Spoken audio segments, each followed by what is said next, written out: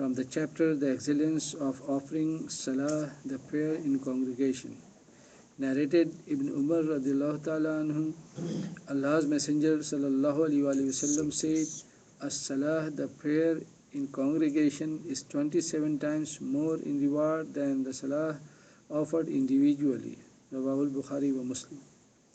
Narrated Abu Hurairah radiallahu ta'ala anhu, Allah's Messenger sallallahu alaihi wasallam said, a man's salah prayer in congregation is 25 times more rewarding than his salah at home or in his shop, and that is because when he performs his ablution properly and proceeds towards the mosque with the sole purpose of offering a salah in congregation, he does not take a step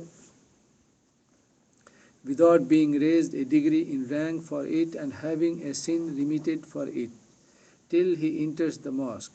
When he is engaged in salah after entering the mosque, the angels continue to invoke blessings of Allah on him as long as he is in his place of worship in a state of ablution. They say, O Allah, have mercy on him, O Allah, pardon him. He is deemed to be engaged in salah as long as he waits for it. Rawahul Bukhari wa Muslim.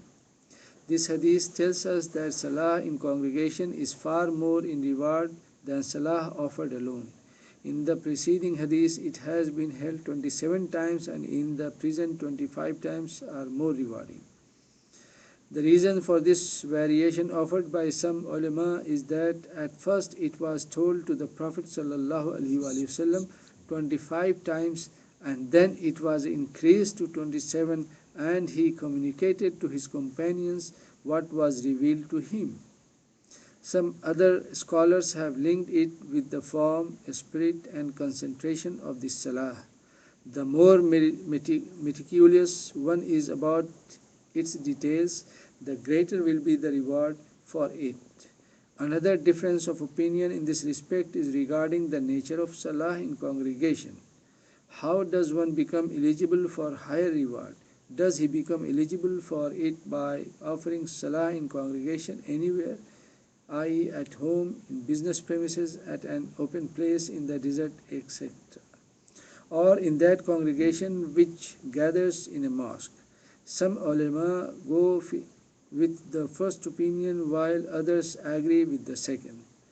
Hafiz ibn Hajar preferred the second view on the grounds that the verse وَذَلِكَ أَنَّهُ occurring in the text of this hadith support this view.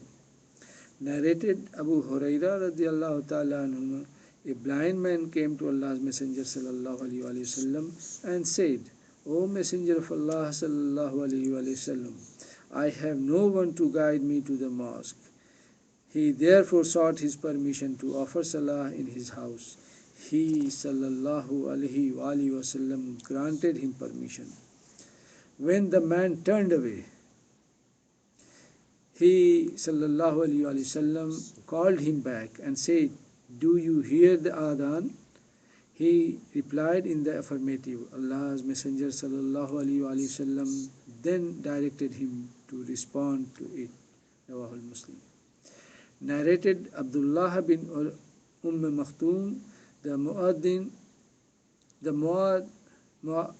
radiallahu anhu, I say to Allah's Messenger sallallahu alaihi wasallam, there are many poisonous insects and wild beasts in Al-Madinah, and I am blind. Please grant me permission to offer salah at home. He sallallahu alaihi wasallam inquired whether he could hear the azan. Hayya al-salah, hayya al-falah, come to the prayer, come to the salvation.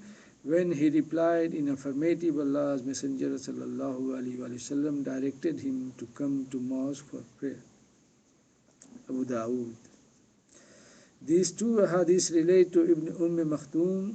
His real name is contentious. Some say that it was Abdullah and some hold that it was Amr bin Qais.